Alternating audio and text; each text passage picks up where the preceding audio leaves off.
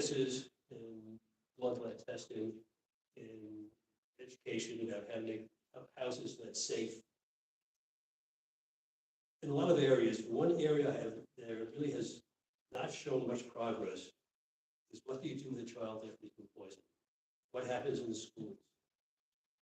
Now we're talking a little bit about today, that's exactly what the topic of my talk is.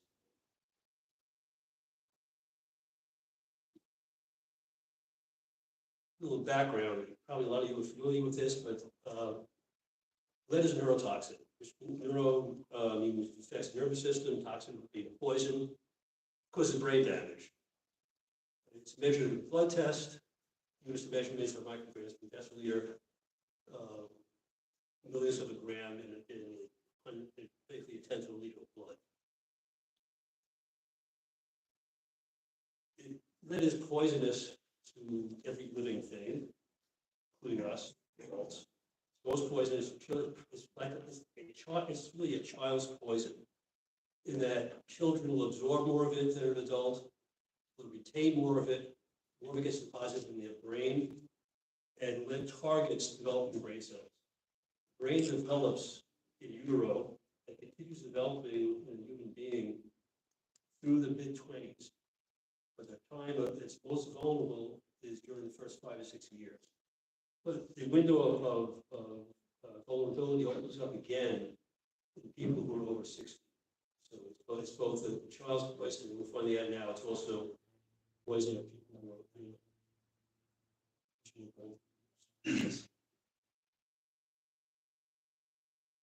It has a number of indirect effects that will disrupt the synthesis of heme, causing a type of anemia, anemia, causing the deficiency of iron. It causes a decrease of transport of thyroid hormone into the brain during development, which leads to in severe cases, it used to be called cretinism. Thyroid hormone is extremely important for the early development of the brain. It also disrupts the blood-brain barrier. The brain is a protected environment. Substances that are not dangerous or actually beneficial to other parts of the body, but dangerous to the brain. For example, penicillin, terrific antibiotic, it gets into the brain and causes seizures. The blood-brain barrier protects the brain from these kinds of substances. Lead does two things. One is it crosses the blood-brain barrier, no problem, because it's taken for calcium. And secondly, it disrupts the blood-brain barrier. So the substances circulating in the blood that normally would not get into the brain and cause havoc. It also causes direct effects on the brain. It kills brain cells. I'll show you an example of that in a few minutes. It causes oxidative stress. It affects a number of chemicals in the brain, because PKC is a calmodulin. These are substances important for the development of the brain and neural transmission and just general brain function. This slide shows two brain cells, one on top.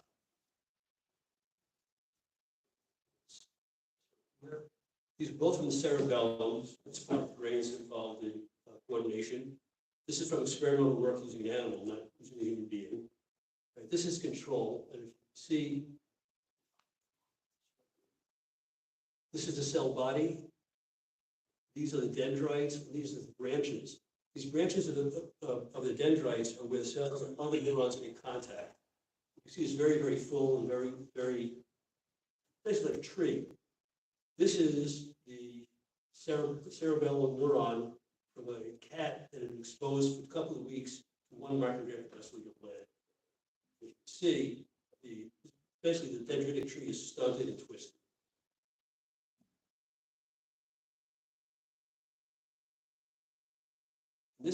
This slide, this shows developing brain cells. The top shows a number of brain cells. These are the cell bodies, these projections coming off the dendrites. At 1 microgram per deciliter, you can see that a lot of these cells have lost dendrites. And at 1,000 times lower, at the bottom, you can see a lot of cell bodies. They're cell bodies, but dendrites at all. So lead has effects that are levels extremely low on developing brain brain cells and causes damage. You see this in human beings in this slide. This was the work of Kim Cecil and others. They studied a group of individuals in utero through the first 25 years of their life. This is a sort of volumetric MRI. It shows brain volume. The areas of red or yellow are where the volume of the brain is lessened. But you can see that this is actually an average fMRI. So it's an average of a bunch of different people, not just one person.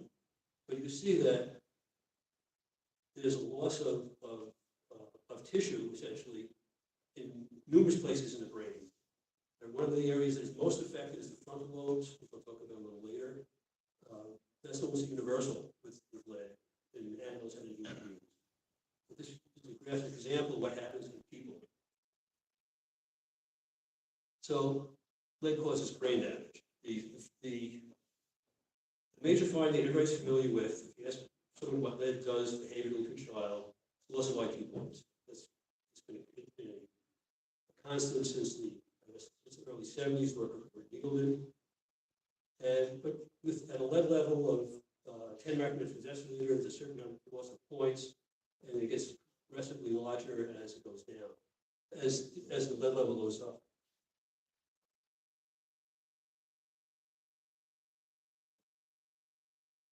And this is also reflected in school performance. These are standardized reading tests. At a level of 2.5 micrograms per deciliter, you already see a loss of performance. At 5, even more so. As you go up, to 10, you see a fairly significant drop in performance.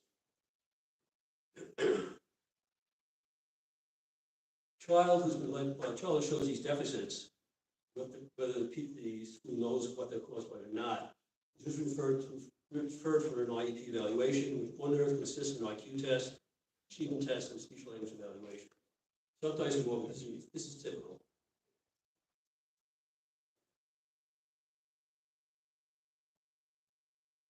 And the loss of IQ points is really the tip of the iceberg. IQ is not a test for brain injury. IQ will go down when the brain is injured, but it does not reflect the significance, the functional significance of the brain injury itself. There's a reason for that. Brain injuries typically cause problems in very, very focal areas. A person with say, damage to back of the brain on the right side will have problems in the visual field and nothing else. With damage to the frontal lobes will have problems with attention and impulse control, and all the senses will be intact. An IQ test is a single number derived from a bunch of individual subtests, each of which tap multiple unrelated functions. So if you look at individual functions, you may find one that's really, really very low, but it's sort of balanced out by the ones that are not. But the parts of the area of the brain are functioning normally, giving normal behavioral functioning. So the IQ will go down, but it doesn't go down enough to reflect what's really happening. Certain aspects of language, memory, attention, executive functioning are not measured by IQs at all or poorly measured. So a lot of things that are important for school performance are not measured at all by an IQ test. And even those things that are measured by it are not measured well in terms of reflection of brain injury. As an example, I've seen children with IQs in superior range who never make it to high school. And that's not unusual. A lead level, say, of 10, and they would result in a loss of 5 to 6 IQ points. Say, well, if you take a child's an IQ of 130, his IQ would be 136. A child with an IQ of 130 is in a superior range, but that child may not make that at school because that loss of 6 points, 5 or 6 points, is not reflected in that IQ number. So the question is, how do you assess the behavioral effects of brain injury? This question refers to not just lead poisoning, it refers to every form of brain injury. These are called neuropsychological testing. These are very tightly focused tests. They don't test multiple functions. and they reflect functioning of specific brain systems. They're objective, like a Rorschach blot test. They're shown to have validity in that no brain injury will show certain types of performance on these tests, but other normal will do not. They're reliable. If examiner gives it, follows the directions, will get the same or less result as another examiner doing the same test. And there's a reference baseline. So you compare that person's performance to other people and see where they stack up. Basically, where the percentile of their performance. Neuropsychological functioning is usually broken up into general areas of fine motor, visual spatial perception, which I left off, attention, visual, auditory, so on, memory and learning, visual memory, verbal learning, working memory, individual testing all of these functions, executive functioning, which includes but not limited to concept formation, planning, problem solving, cognitive flexibility, social judgment, and others. Neuropsychological tests do not assess information learned in school.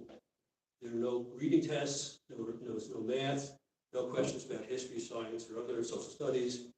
What a neuropsychological test assesses are the tools that the child needs to learn, but not what he has learned.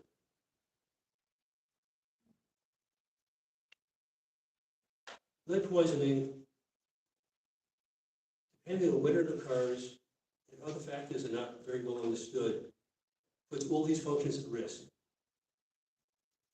It also affects, as I said, social judgment, and there's something important, there's no signature injury.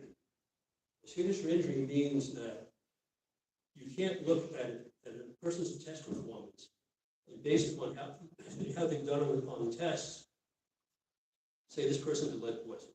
Some children have problems with memory, some children have attention, some children have problems with visual spatial. The only way to find out what's wrong with the child is to test it. And there's something called a lag effect, which means that a child who's poisoned, and typically poisoning occurs when a child is engaged in hand-mouth activity as an infant, usually first, year and a half, 3 or 4 years is probably in areas times of most frequent poisoning. That's because the lead comes off usually lead in apartments now or in houses, very old. They stop using lead paint, stop producing lead paint for indoor use in 1978, but the lead is still in the walls and comes off as a fine dust. The child can be crawling on the floor, they get dust on their fingers in their mouth. Lead is held onto by the body, taken by calcium, and after a few weeks or a month or so, they have a series of lead level. So children typically poisoned when they're quite young, but you don't start really seeing the effects of lead until they're 3 or 4. And as they get older, the effects can get worse, or you even get new deficits. And the reason for that is different systems of the brain that have been damaged early, but don't come online until later, won't show any deficits until they're supposed to come online. So a child with frontal lobe damage is involved in executive functioning. If a 5-year-old child has executive functioning, or if the child's, say, 10 years old, when the child's supposed to be involved in planning and social judgment and the rest, then you start seeing deficits. So if you test a child at 5 who had a little bit of lead level, you see the child seems to be okay, you don't stop testing. You wait another 3 years, you test again, you keep testing through adolescence. Give an example of a neuropsychological test. This is a test of basically visual spatial construction. Child was shown this figure in the middle, called the Ray Osterreich's complex figure. Just ask to copy it. This shows normal performance of children of different ages, from 6 years old up to 12. By 12, actually by 10, getting a pretty good reduction. This shows the effect of lead in a 7-year-old child. The figure is on the left, figure in the middle is for the normal child, figure on the right is for the lead poisoned child. This is not atypical.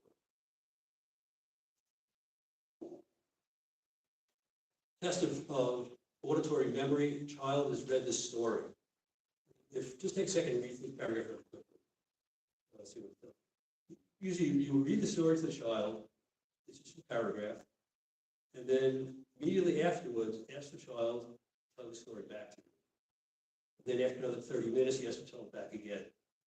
This shows the performance of a lead-poisoned child at the first test, the test immediately after the story had been read. And his only memory was a fourth grader went to Disneyland. Everything else was gone. So this could be a test of memory. It could also be a test of attention. And that's why you do multiple testing to tease them apart. This shows the effects of lead on a 12-year-old child on visual memory. The child is shown the complex figure, draws it, the figure is taken away, and then 3 minutes later, asked to draw from memory. The one in the middle is from a normal 12-year-old, which is pretty good. The one on the far right is from a lead-poisoned child.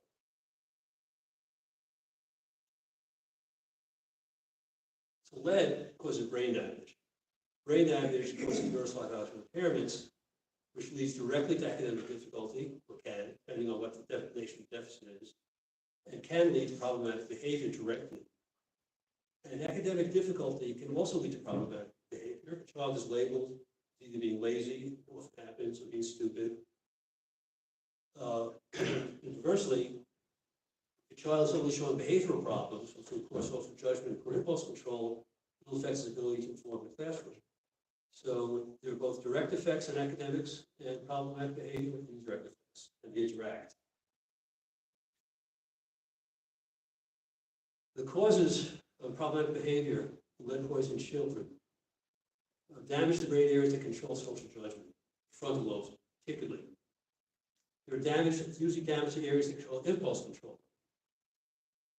And behavioral problems precede the academic problems. I've tested children who are academically doing well, who are 10 or 12 years old, starting to have a lot of behavioral problems, and by the time they're in their mid-teens, they're failing out of school. And then you have the effects of academic failure on social development, which also could be labeled as brain damage, lazy, stupid, not working up to ability, and so on. The long-term effects, the poor school performance, or dropout, or failure out. Person becomes either only able for menial labor or is unemployable. You picture this as a child is cognitively impaired, lacks impulse control, has poor social judgment, and this is often what you get. This was done by Rick Nevin, peer-reviewed paper. It shows the association, or the association at this point, between lead from gasoline, availability in the environment, and violent crime. The point is that the children often, it's a really toxic mixture. A child that has poor self-esteem, poor impulse control, poor social judgment, is not employed, doesn't lead to good things. And in the peer-reviewed studies, the long-term studies, this is held out. There are numerous studies that have shown this. And I'll say for all the stuff that I've been showing to you, if you need references for the studies, let me know. I can provide it for you. Okay, so why schools fail? One is that they're unaware that children can poison. Second, and this is not as common as it used to be, but still is not uncommon. We sat in IEP meetings, and people who are unaware that lead poisoning causes brain damage. Services are not provided if a child's IQ is normal or above normal. So if a child comes in with an IQ of 100, 110, often turned down. That child could be a cognitive basket case. Or he has a normal IQ, so he doesn't get services. And finally, no access to neuropsychologists and neuropsychological testing. An IEP does not tell you what's wrong with the child. It may only tell you something is wrong, but won't tell you what's wrong.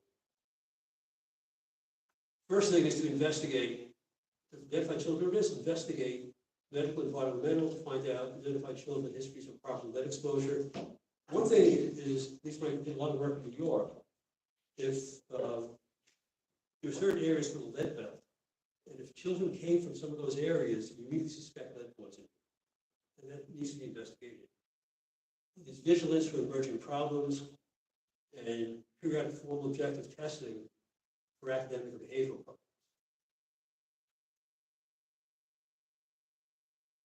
Second, it's important to understand the nature of the deficit of the child's problems.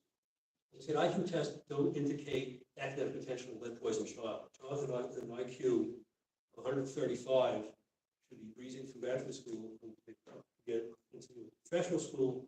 A child with an IQ of 135 with lead poisoning may be struggling just to get through high school. Academic difficulties are a direct result of the neuropsychological impairments, and the neuropsychological assessment is absolutely indispensable. If you don't do this, you have no clue what's going on in that child's life, why they're having problems. Problematic behavior comes from damaged brain areas and social judgment. Actually, I agree with you did it. Intervention is really important. It starts with what the IEP committee does. That's the first step, which is psychoeducational evaluation. That has to be done as only the first step. It has to be followed up with a comprehensive neuropsych. And then based on what you find, 504 plan if that's necessary, based on findings, and typically counseling, because if the child seems to be behaviorally well adjusted, that's not going to last. Long term, neuropsych functioning should be reassessed periodically because of the lag effect. Educational vocational counseling were appropriate to a child's strengths and weaknesses. Now, I've given this talk before, and usually get the objection. There are two problems with neuropsychological testing in schools. One is time. A neuropsych can take 8 hours. The second is cost. These objections are valid, but they're based on a misconception. When they investigate neuropsychological testing out in the work, out of school environment, to approach neuropsychologists, but how much does it cost? How long does it take? The person will tell you the cost is typically between $5,000 and $8,000, and it takes about 8 to 10 hours to do it. So obviously, it's not something that's easy to employ in schools, especially in an area where there's a lot of lead poisoning. But it's a misconception. A comprehensive neuropsych done outside of the school involves an IQ test, achievement testing, speech and language, and the neuropsychological testing. The first part of it, the IQ test, the achievement testing, and the speech and language, takes most of the time, and that's really what an IQ committee does already. School already does that. The neuropsych testing, actual neuropsych testing, where you're looking at these functions, takes about 2.5 hours. It's not a big deal. It can be done by a school psychologist, it can be done by a graduate student, it can be done by a trained technician. The only time you really need a neuropsychologist, an actual trained neuropsychologist, to interpret results. In Flint, actually also in Connecticut, systems were set up where testing was done, I believe in Flint, by technicians. Neuropsychologists were employed to just look at the results. Flint, obviously, it's a huge problem with 10,000 kids had to be screened. And it works. But it has to be done, and you have to approach it in a way. Things need reorganization. It doesn't have to be costly. It doesn't have to be expensive.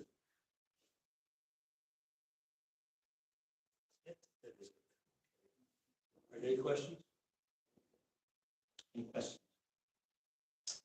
Does a brain scan ever come into play? Are they effective? Are they available? Anything like that? No, it doesn't.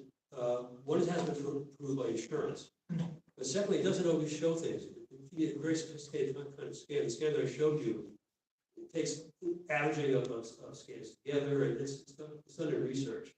The other thing I didn't mention, that loss of brain cells is only part of the damage.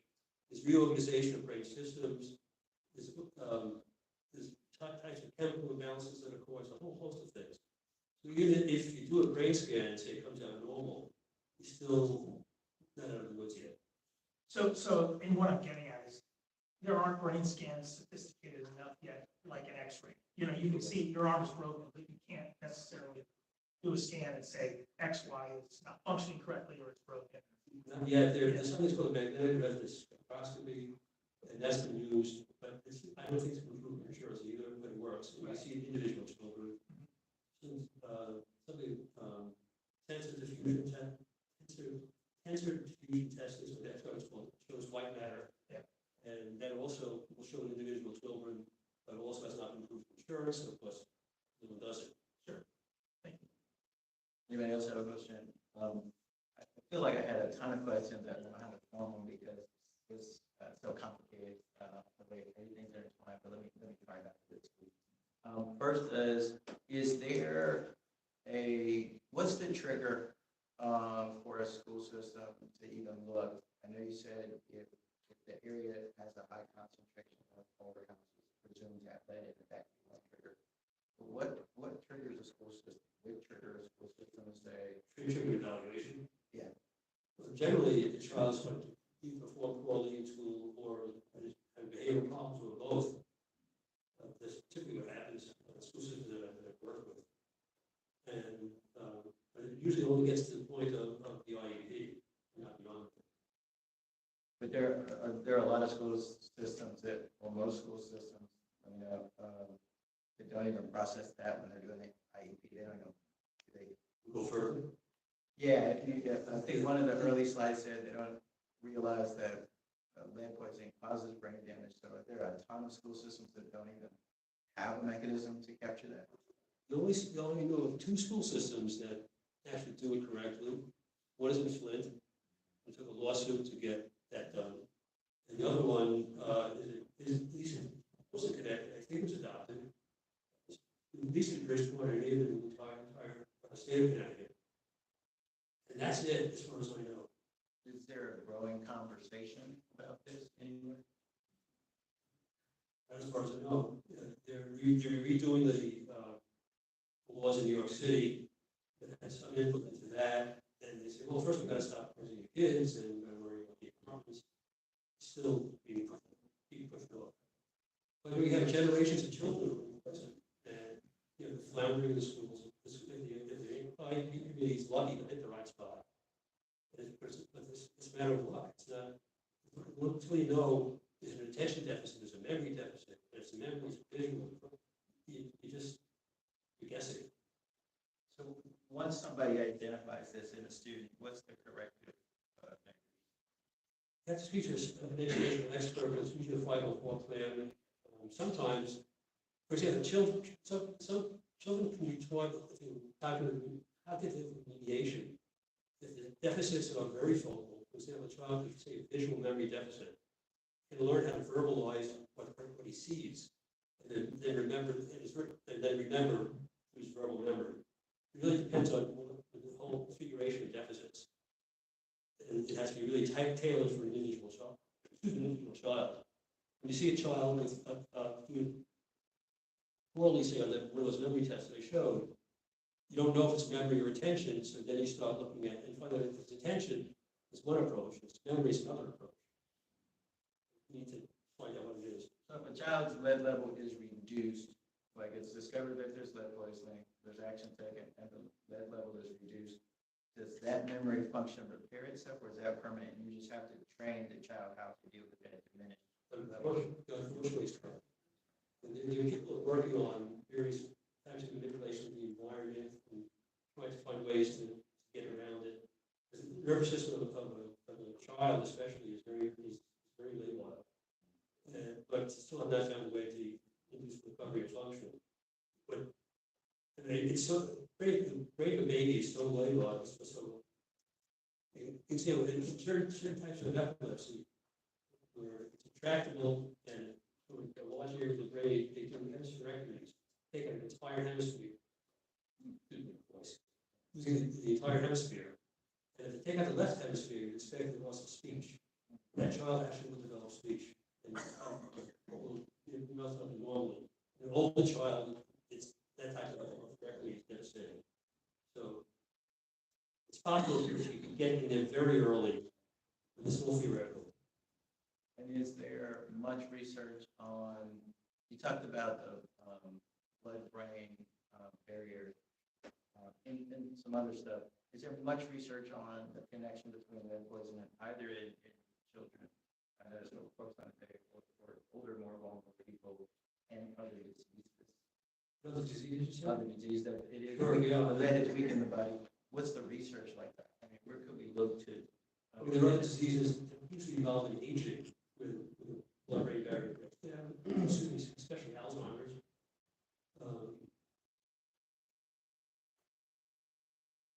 I'm not sure, yeah, I'm really not sure. The lead breaks down at fairly high levels, but the other problem with lead is that at low levels, back up step, there are actually some things called metabolic pumps, which bring substances from the circulation into the brain itself as needed, say with calcium. Lead is mistaken for calcium, so lead is actually pumped into the brain and is circulating through the systemic blood system. Yeah, and the question is where would I look for research on that or any other type of correlation between what lead has done to the body and make it more susceptible to other illnesses? You say this in reference to the question. You give me your email address. Any other? I could talk to you about that. Okay. So I want to address your question, Jeffrey. So like, and thank you for your talk. Appreciate it. So Dr. Cecil's work basically was from the Cincinnati Lead study. And so this is, a group of kids, well, they're adults now, 40 years. So they were recruited and back in the 70s and early 80s, and they know what the lead levels are over time. But the imaging that you're seeing is of adult brains. So, like your question,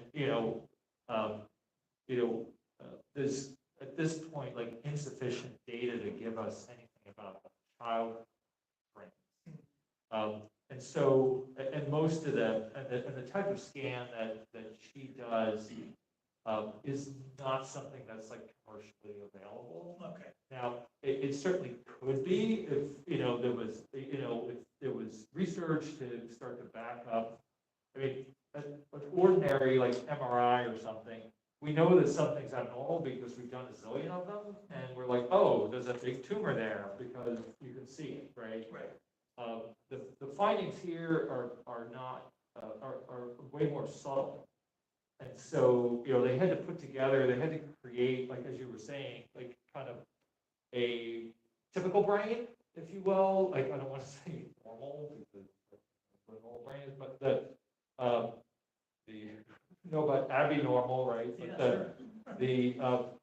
But Yeah, they had to kind of create like what a normal, sort of a normal brain would look like, and then see like each of the participants in the study, what did their brain look like compared to that, and they had to compare it like on almost like it's like a pixel level, it's a voxel, Sure. like a pixel level. So we don't have that for all different other populations, different ages, nothing. So that's one of the the barriers for like Yeah.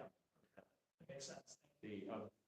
I just want to ask a question, if I might, about there seems to be this tension as someone who takes care of lots of kids exposed to lead. There seems to be this tension between the prevention and then the kids who are affected actually doing something about it. Because there are some diseases that are like many times more rare than lead exposure, that have the entire like molecular mechanisms worked out, and there are things that happen 1 in a million, and we have like the cure for it. And this is like 500,000 kids a year or more. I mean, where do you see like there's so many places that you could apply something to try to improve this, and it seems like why the schools fail.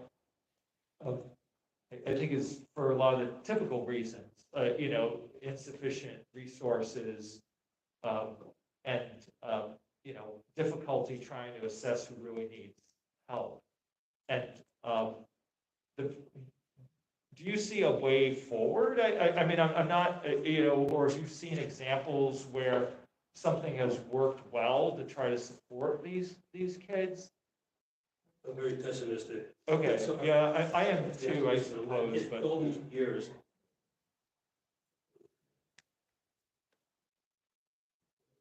In the lawsuit in Flint, against services for the children, the people from the New Jersey Educational Law Center and the ACLU, yeah, there's a number of these cases suing to get services for the state. And typically, the Board of Education is on the side of the children. The Flint is on the other side. They didn't want the money for services. They didn't want anything to do with it. yeah. I just don't see that.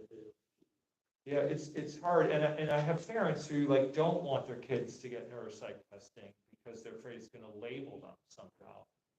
And they're like, oh, she seems fine. It's like, okay, well, yeah, but the blood level was like 70, and like I'm not sure that they're gonna be fine forever.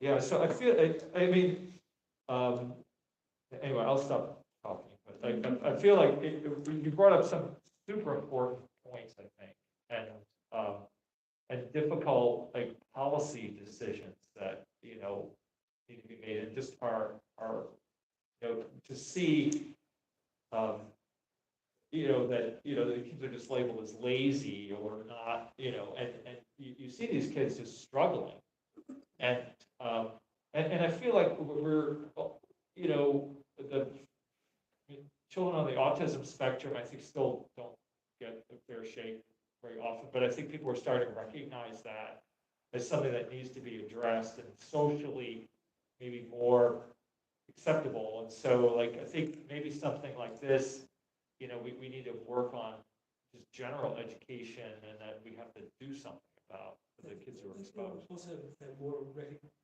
recognition that this is not something confined to one part of the population. Right. It's initially, there were articles in this, back in the 30s, 40s, like Look Magazine, Life, those magazines, like children led poison because they ate pain because the parents were neglectful. Right, yeah, Then blame it the was mother. then it was parents were stupid. Right. And then it was only minorities. Right. There's a conscious effort to do this. And if you ask now, let's say it's unless you're in a classroom and ask, how do kids get poisoned? They say, well, they eat lead chips, which is not really how most kids get poisoned. Ask who, is it a problem for everybody? So, no, it's a problem for people who don't, on lowering the economic scale. That's the result of all that propaganda back then. Right. How do you want to do that? Yeah, it's hard. Dr. Newman, Yeah. why are parents, as you say, reluctant to have their children tested? Is it cost? Is it stigma? I think, Love? I think stigma is, I mean, this is my observation from 25 years or whatever. I think stigma is a big part of it. I think the other part is, I don't know how to put it, just rationalizing things away. Like, oh, he looks fine to me. We've had parents say, oh, yeah, no, I don't want to do anything, but if she can talk, I think we're all right. And, but, that's from a family where the mother very clearly was like functionally not literate. So the expectations were extremely low. And I think echoing what you were saying a little bit, there's all this stigma attached to all the people coming all guilty, feeling guilty,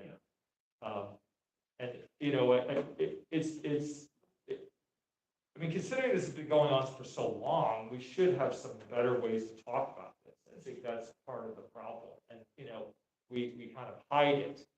If it's a housing issue, nobody can ask, if it hasn't been, like, if the house hasn't been tested, you can say, well, I don't know if there's anything in there. Well, it was like built in 1858, like, there's bound to be lead paint there. And, so it's like, it's almost like, it's like it's socially, it's like something like it's dirty or something that people don't want to do. And John, I want to piggyback on some of the conversation that's just had. I don't know how far the marketing program is along, or if it's set in stone, or if it can contemplate some of what was just discussed. Because when people have these kind of psychological barriers and stigmas, you got to be very careful about how you get them to break those habits. So if there's any way that this can inform some of the work that's going on in marketing, I hope you take it back to the folks that are responsible for that liaison, make sure that we're figuring out how to defeat people's bad psychology or concerns or stigma. Actually get them to get stuff that they can. Mine's already thinking. We've got next stage. Any more questions for Dr. Lidsky? Doctor, I want to thank you. Yes, this is thank you very much. amazing information. We had a question back here. Oh, I don't know if I could ask a question. Can I?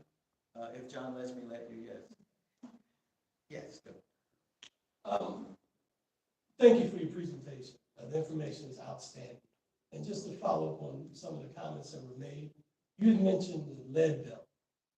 In the city of Columbus, for say, other major metropolitan cities. Okay, yeah. Oh, you can't hear me? Yeah, my hearing's not you. You mentioned the lead belt. Right. So a correlation to that would be, like in Columbus, Cleveland, would be the red line community. Right. Within the red line communities, probably have the majority of your lead infected kids. Right. You not only have the lead paint issue, but you have lead water. That's right. And mom is cooking with that lead water and the kid is eating. That's right. And you also have abandoned gas stations that are emitting lead in the air. So the kid, if he's in an enterprise community, I hate to generalize, but if he's in an a red zone community, he's not going to be able to afford the medical care needed. So the question, a bigger question becomes, what's going to be done to address the cause of the lead in the community? Good question, there's no answer. You know, in Flint, they found out how to change all the water lines. It was everywhere. Found out, we live in Cleveland, and had my house tested before I moved in. And the inspector said, well, there's a low level of lead in the water, but it's below the standard. But lead gets accumulated, right? You know, within a year, all the houses where I live are built in the 50s. There's lead in the paint. But you'd think that when a lot of cases I see, when people do renovations to the house and they sand and there's lead underneath, right? And they're sanding it, and also you know the lead dust comes out and poisons the kid.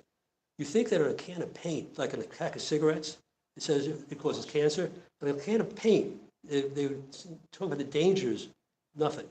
It's and it just drives you up the wall. It's the Democrats, it's the Republicans. They all talk a good fight. They don't do a damn thing. Well, you know, and to piggyback on that point, and I'll be quiet, I promise. The state, particularly Columbus, I know, is doing a lead pipe removal program. Right.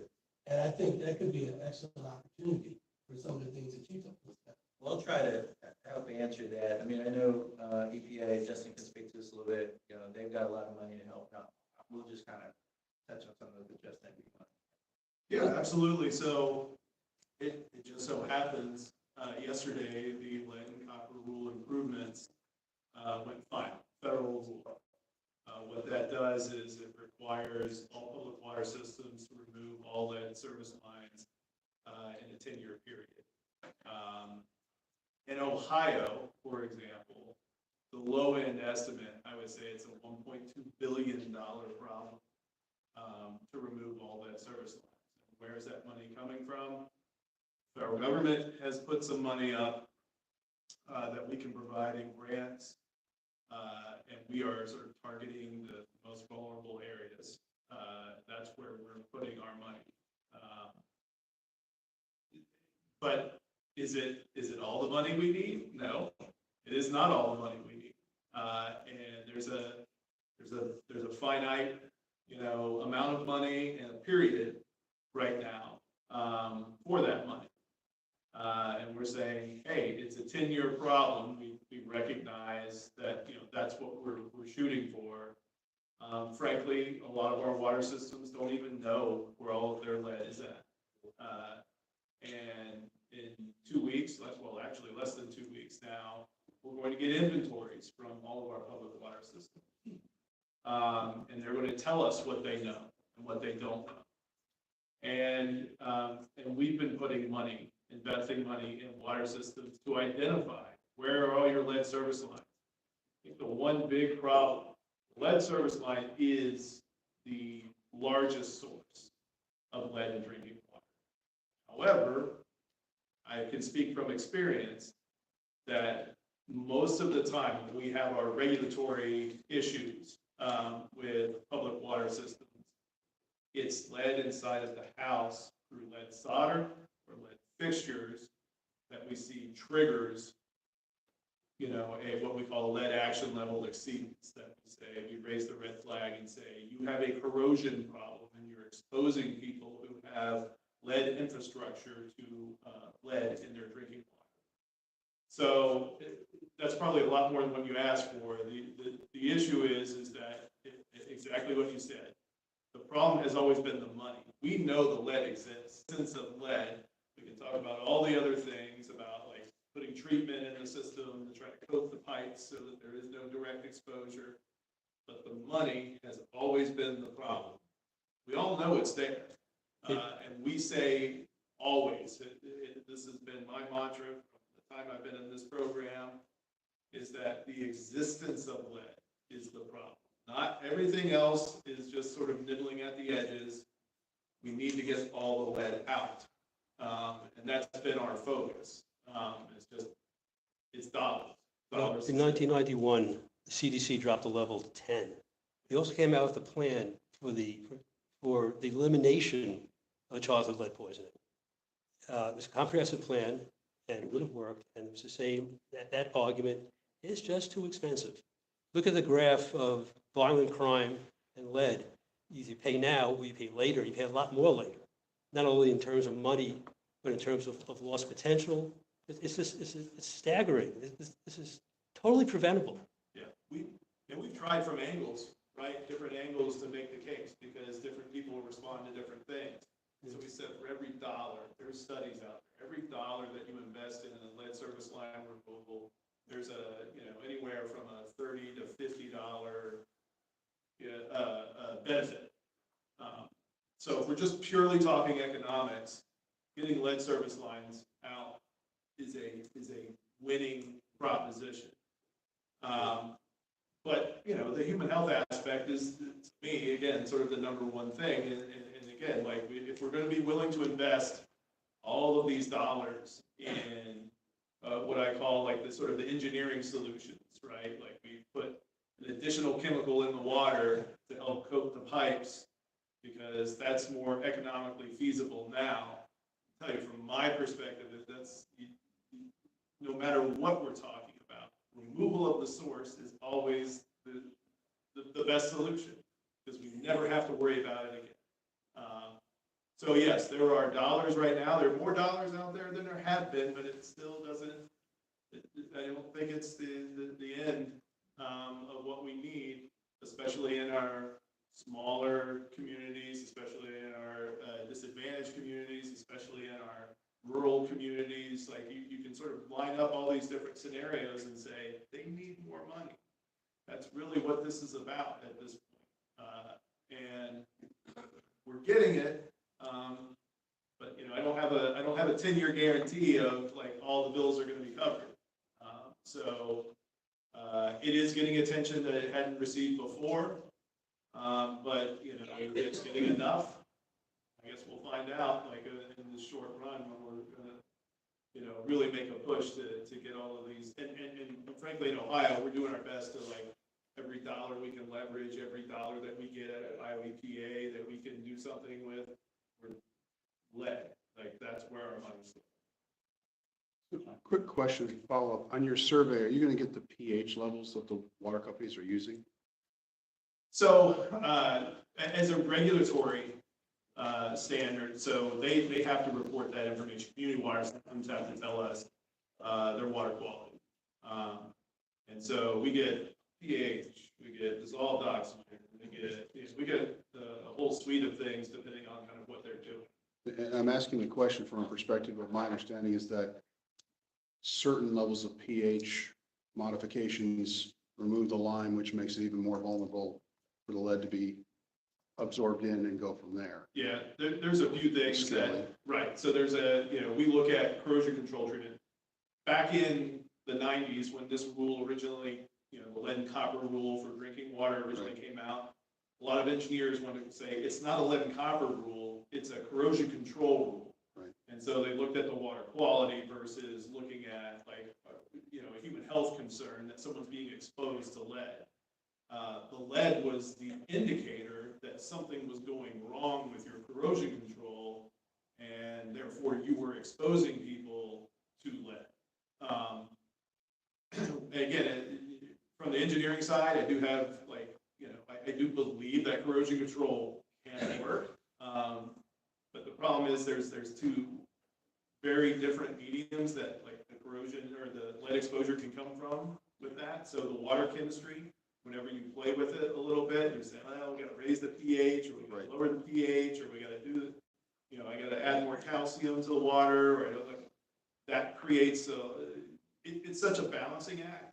Right. That, But Flint. does and it places like create- that, you just see it. Does it create a triage process for you then to be able to address some of those? Is kind of where the question is. Oh, absolutely. Like, so all of our systems right now, community water systems, are required to have, corrosion control treatment if they've ever shown that there's an issue. So right now, and that could be literally just, I have to change the pH. And once I change the pH, I raise the pH, then, we're good. We don't have a corrosion issue.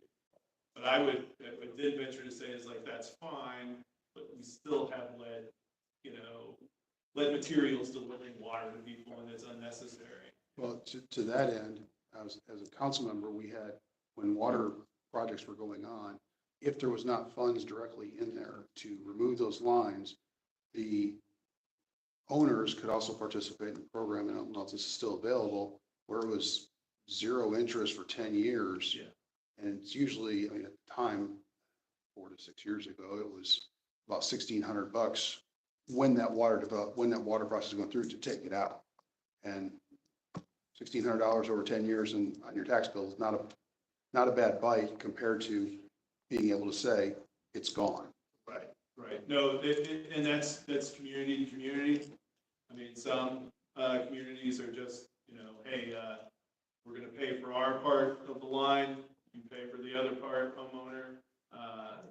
We'll put a lien on your property if you don't. Some are very heavy-handed with that. So yeah, we've got a lot of especially our cities have done a lot of work in trying to figure out this so that it is not a financial burden. And that's really smart. Look, I'm not going to name the city, but I know one city that has a budget for accidents, construction accidents when they're out doing it. And if they're replacing a lead service line and they're doing a water main replacement and they see lead service lines, and instead of going into trying to figure out how are we going to get this person to pay for this, oops, we had an accident, we damaged your side of the pipe, we'll just pay for the whole thing. And again, I give them credit because they're trying to do the right thing and lessen the burden on the individual homeowners.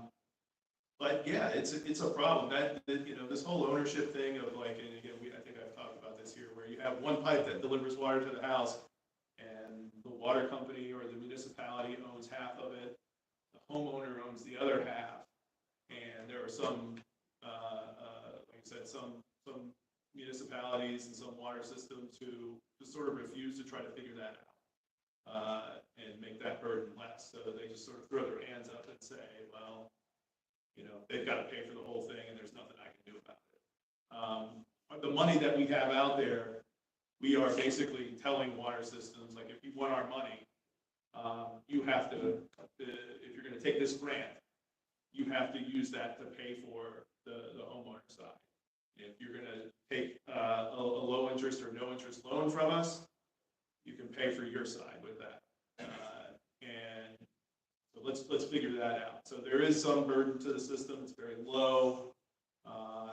And then there are the grant money, if you want to make sure that are going to the homeowners, people who need it the most. And so in addition to that, the Department of Development has secured ARPA money. They use roughly about $100 million to do dorm replacement programs. And the point of that is none of that's enough money, but to be able to secure sizable chunks of money to do the work is going to be, to solve it's going to come from a lot of different directions, including education about how to clean, yada, yada, yada.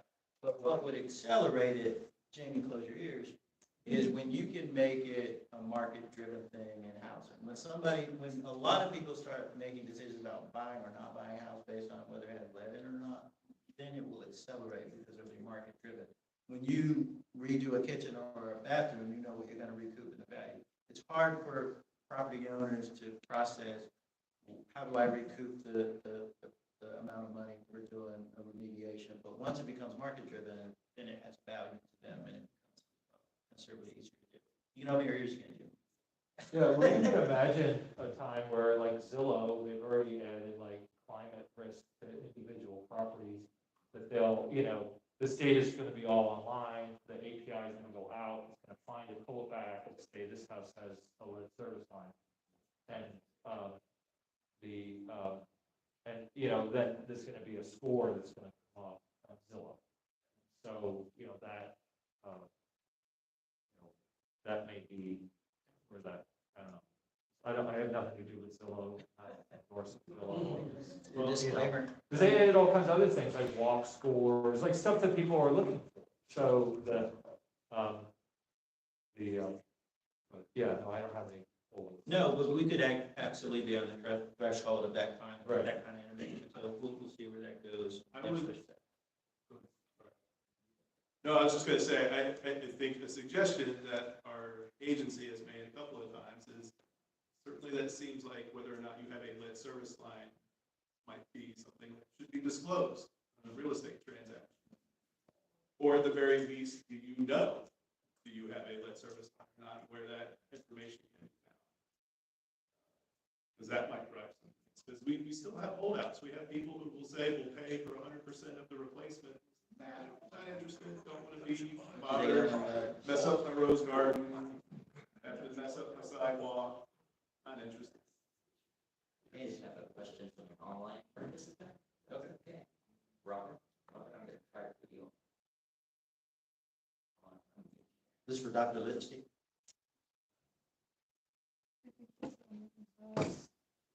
Robin, you have to unmute yourself.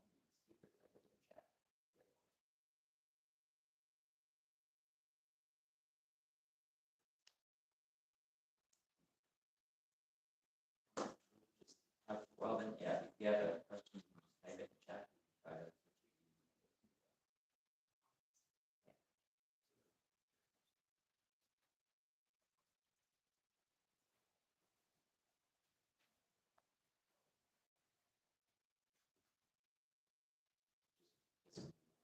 We're moving on. Yeah, You get Robin. You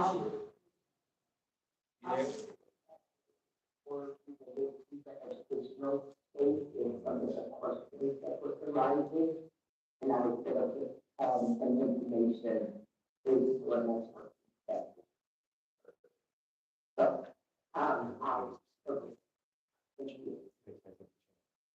Did you catch that, Andy? Yeah, Robin, can you just please, yeah, we're having trouble where getting some feedback.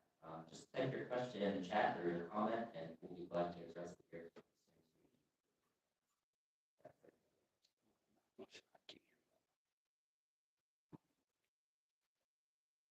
that's fine. All right, thank you, Robin.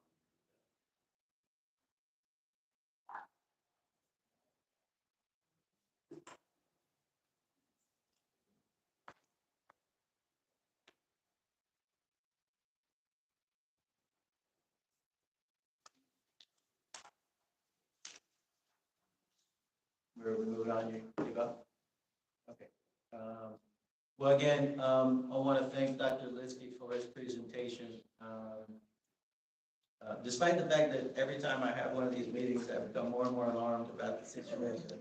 I appreciate the value of that, and it's amazing information, so I want to thank you for that.